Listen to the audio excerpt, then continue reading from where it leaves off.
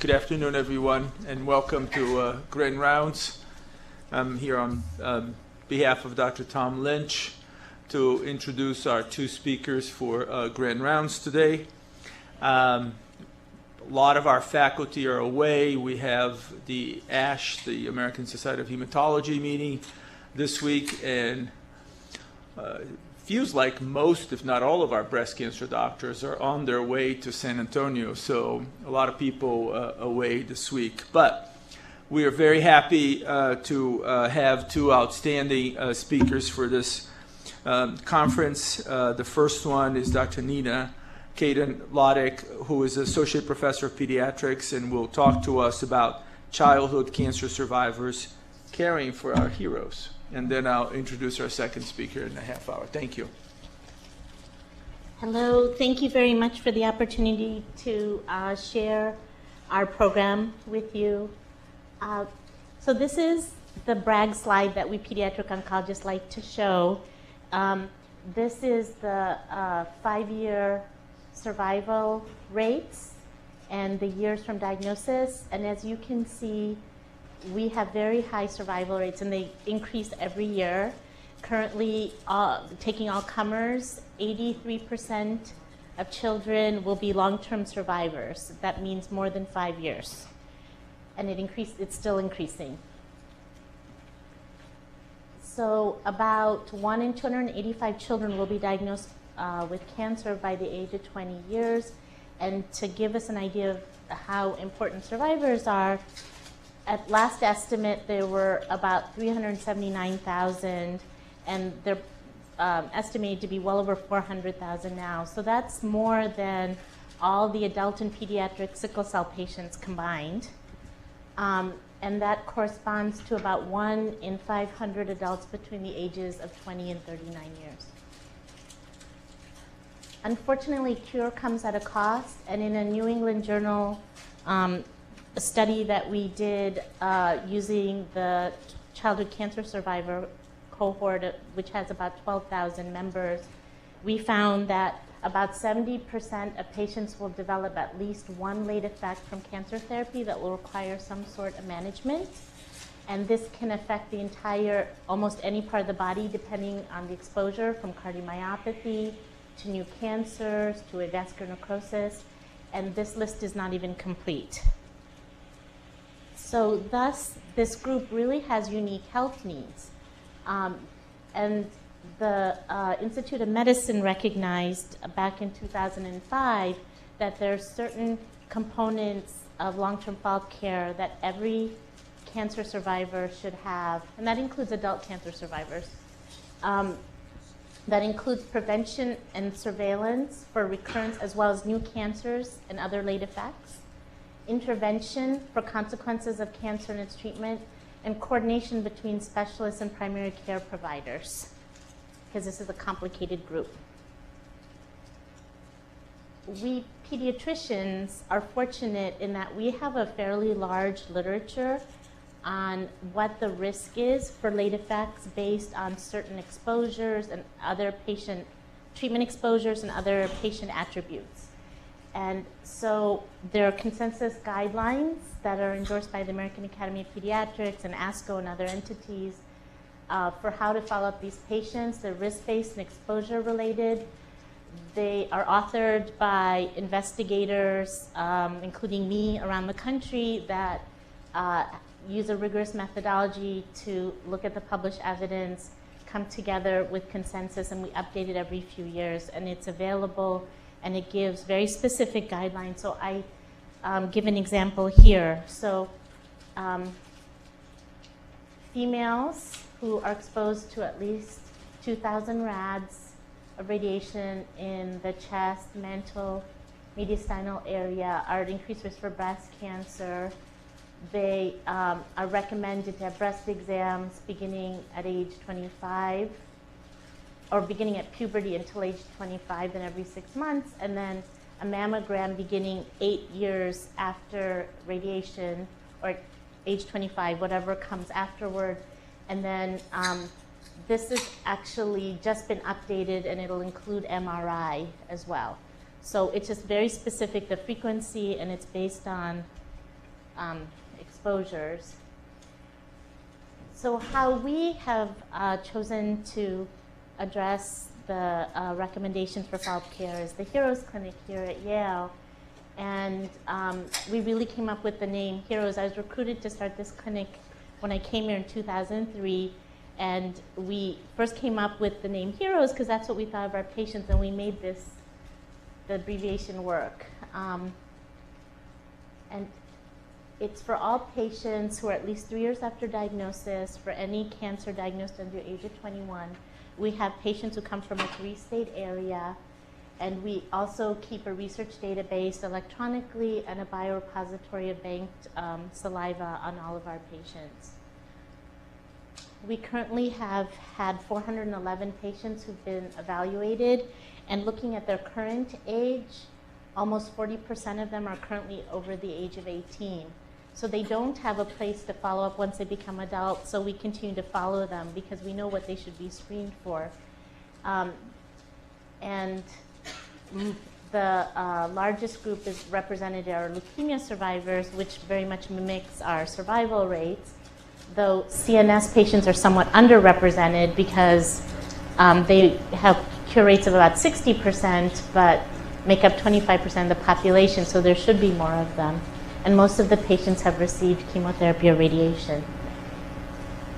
We keep an electronic database with very detailed exposure history on all of the patients because that informs what their clinical care should be.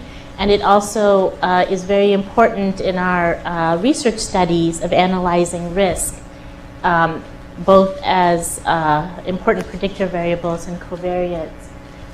And Dr. Samt and I are working on trying to get this done by Epic in real time automatically with the pharmacy database. So we hope that it can be a little less work intensive so everyone can have access to that for all of their patients.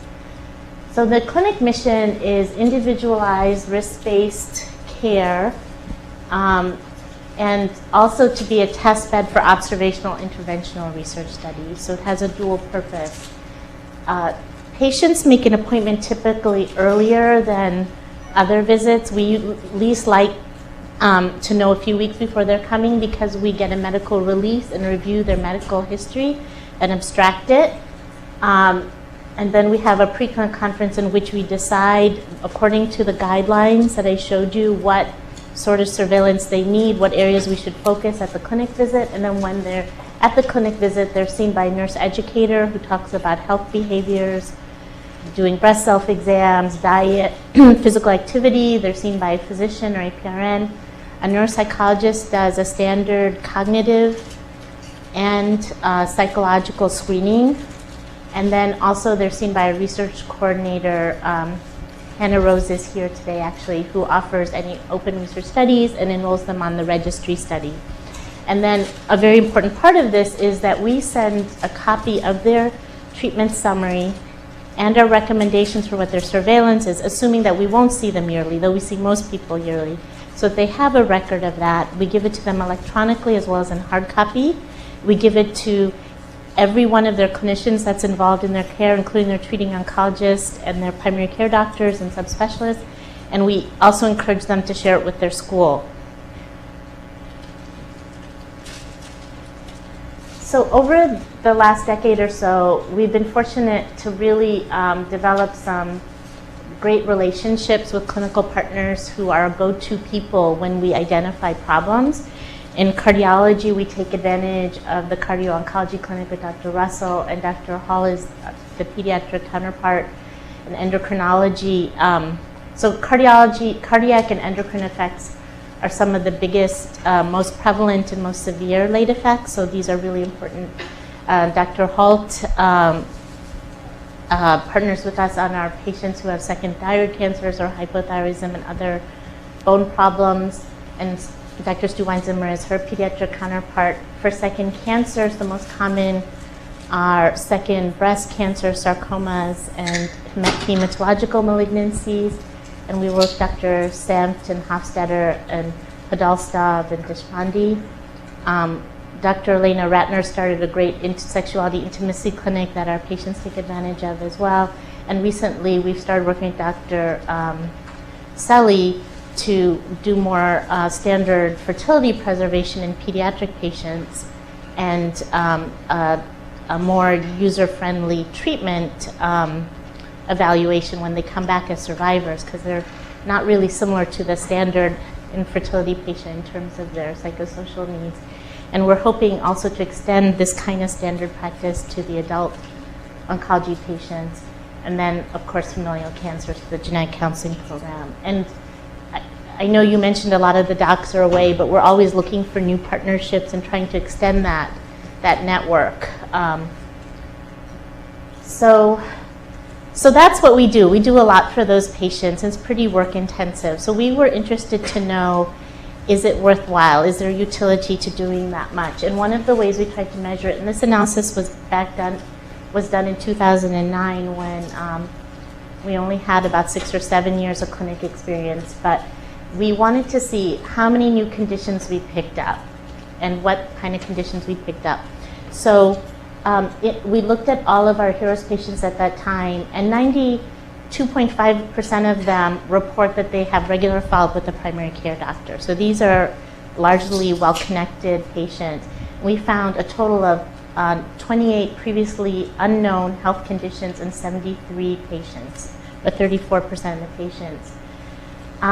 Everyone is not screened for everything, so here you can see the denominator. So among those who had a pulmonary exposure by chemotherapy or radiation, we found newly diagnosed pulmonary restrictive lung disease in 21% of the patients screened. We found an endocrinopathy in 19% of the patients screened, osteopenia in 17% of the patients. Second malignancy, we didn't find many new cardiac diseases because we find for the most part, pediatric oncologists do a lot of echoes, probably more than they need to. There's one thing they do for long-term follow-up is echoes, and they get lots of echoes. So it's harder to discover a new one of those. But the second malignancy, at that point we had discovered 4 new second malignancies, and they were breast cancers and thyroid cancers through our evaluation. So when we looked at what the predictors were of identifying new health conditions, being older age at diagnosis was slightly more associated, as was having chest radiation or having at least one previously known late effect. So it seems like these are medically complex patients, and patients cluster with late effects because of their exposures. Not significant, interestingly, was some of the other exposures or cancer type. So we concluded that risk-based screening did detect a substantial number of previously unrecognized late effects and did confirm worth of this kind of model. But we also know that only some people come and get survivorship care, and we know nationally from other studies it's only about 20 to 40% of childhood cancer survivors. So we wanted to understand what the predictors were of getting care. And so we did a retrospective cohort again of our HEROES patients, and we restricted it to those who were living within 100 miles of Yale at 5 years from diagnosis, and that were alive at 5 years from diagnosis. So we determined all eligible patients from the Yale tumor registry, and then determined their HEROES clinic status. And then we calculated hazards ratios for the likelihood of attending clinic. And patients were censored if they died or moved. And we found overall among the 489 eligible patients, 25% only had attended HEROES clinic, and that is similar to national rates. When we looked at what the risks were, being older at diagnosis or in the adolescent age range was highly associated with not attending or having half the likelihood of attending HEROES clinic. Cancer diagnosis of a CNS cancer was also associated with not attending, and that we speculate has to do with what functional status is afterwards of these patients and maybe their wherewithal and planning a visit or being knowledgeable about that. And then this other category are largely conditions like melanoma and thyroid cancers and things that are a mishmash of things that we don't see as often in in pediatric diseases, but they're less likely to attend, but it's probably appropriate because they don't get, usually do not get radiation or chemotherapy. Being enrolled on a therapeutic study up front was associated with more likely attending but did not reach statistical significance, and having private insurance also was associated. Very highly associated was having an identified PCP. So I think that's something very important that we can do to make sure our patients get good care after we take care of them during their cancer therapy. And then having higher risk exposures for late effects also was associated, but not with the same hazards ratio. So not significant were convenience factors like distance in miles or minutes, not Hispanic ethnicity, which we were proud of because other people have reported an increased risk of not following up if they're of Hispanic ethnicity.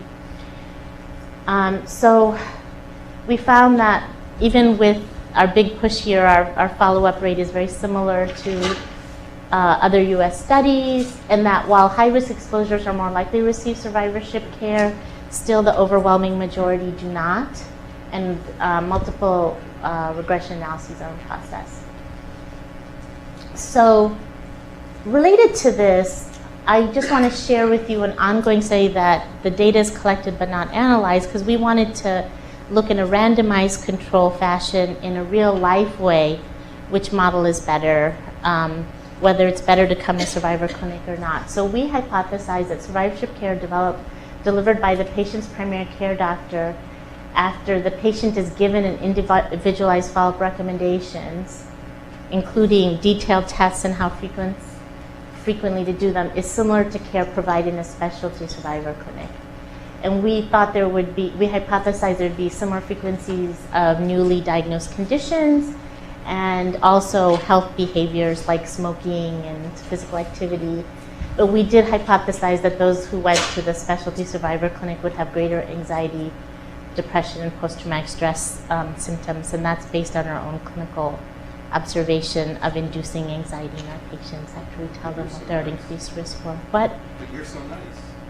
I am very nice, and even nicer is Dr. Balsamo, our psychologist. I know. So we definitely try to present it in a positive way that now you can take charge of your health, and this would have happened anyway, but now you can decrease your risk.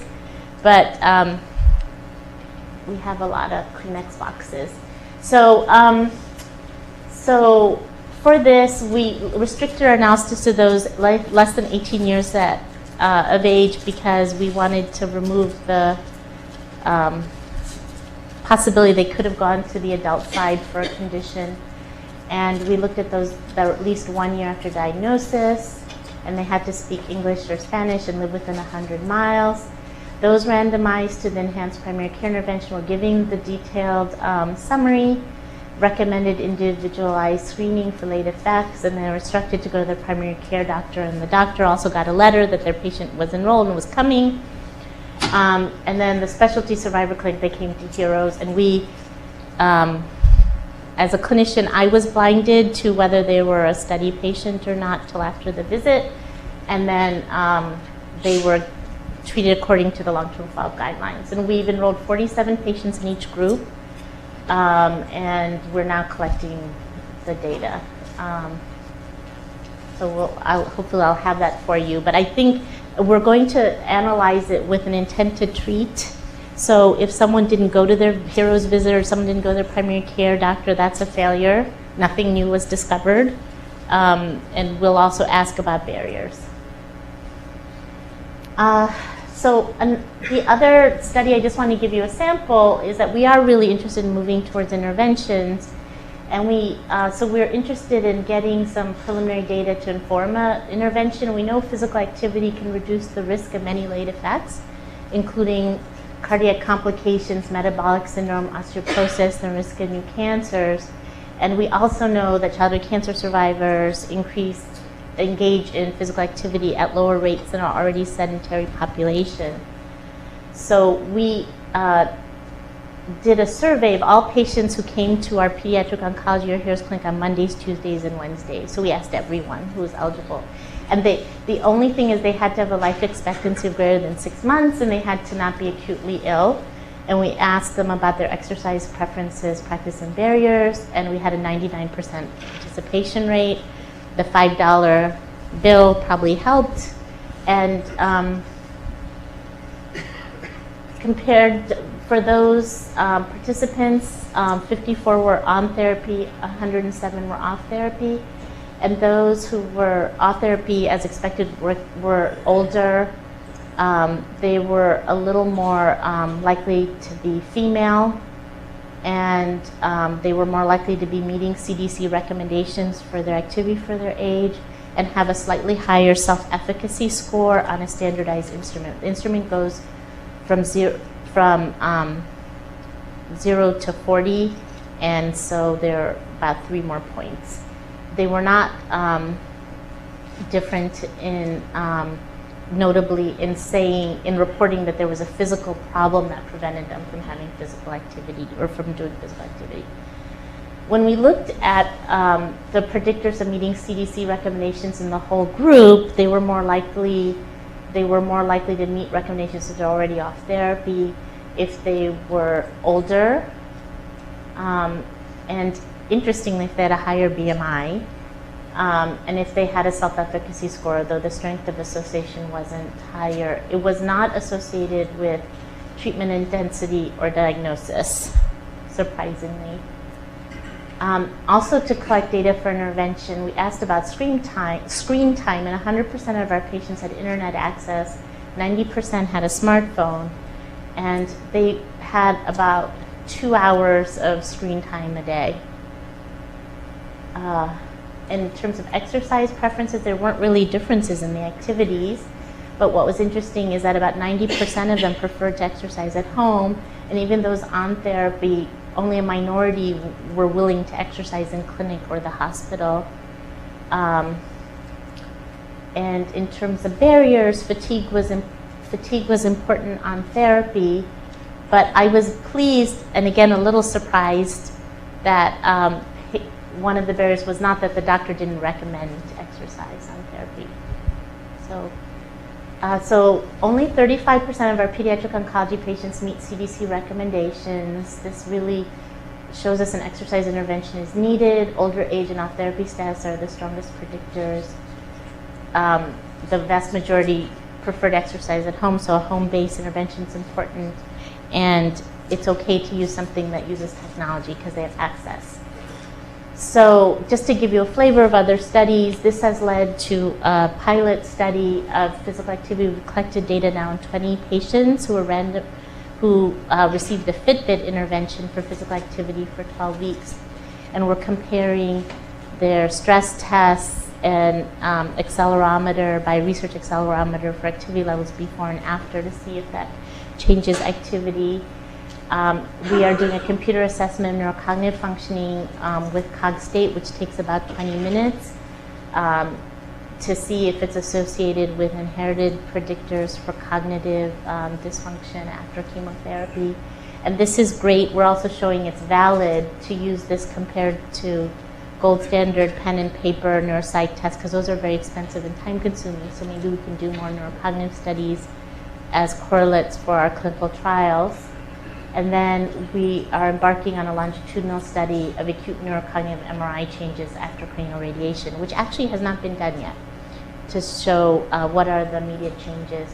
And again, I'd like to, in this group, just say this is a resource for other studies, and we're always looking for collaborators and to bring your own expertise and show, see what else we can discover in our population, especially use our biorepository.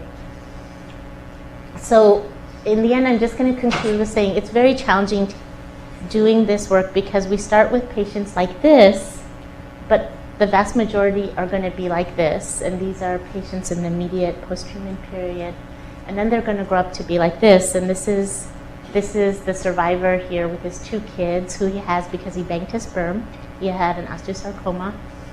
And so we want to meet, so when we meet the kid, the first slide, we have to think of this young man in his 40s And I'd like to acknowledge our patients and families and all our collaborators and our great heroes team.